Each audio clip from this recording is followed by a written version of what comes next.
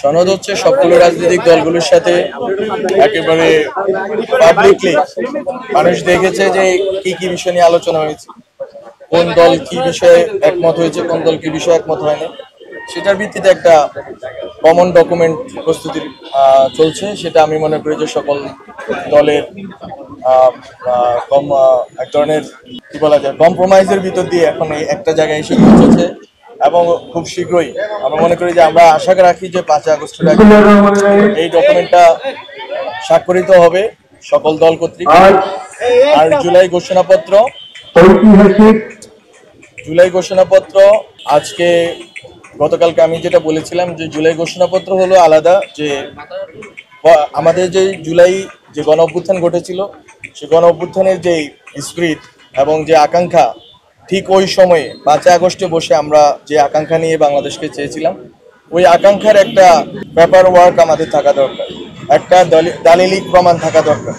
সেই দালিলিক প্রমাণটা হচ্ছে জুলাই ঘোষণাপত্র।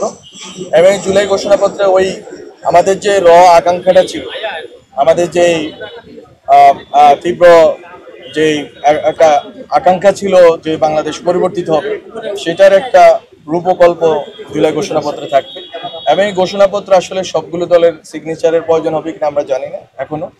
আমরা মনে করি যে মূলত যেই ব্রড বিষয়গুলোতে সব দলের কনসেনসাস আছে, ঐকমত্য আছে ঐতিহাসিক এবং ভবিষ্যৎ বাংলাদেশের জন্য, সেই বিষয়গুলো এখানে সন্নিবেশিত অলরেডি হয়েছে। এবং আশা করি যে 5 আগস্টের মধ্যে আপনারা দেখতে পাবেন, আজকে হয়তো ঘোষণা হবে যে 5 আগস্টে বা এর আগেও হয়তো জুলাই ঘোষণাপত্র ঘোষিত হতে যাচ্ছে। এবং জুলাই ঘোষণাপত্রের মাধ্যমে এই জুলাই গণ অভ্যুত্থান যারা করেছেন, যে ছাত্র জনতা, তারা তাদের একটা ডিক্লারেশনের মাধ্যমে একটা দালিলিক প্রমাণ থাকবে যে আসলে আমরা কোন কোন অ্যাসপাইরেশন এবং কোন কোন ঐতিহাসিক পরিস্থিতির কারণে এখানে এসে উপনীত হয়েছিলাম, জুলাই গণ অভ্যুত্থান কেন সংগঠিত হয়েছিল এবং আমরা কোন দিকে আমরা যাত্রা করতে চেয়েছিলাম।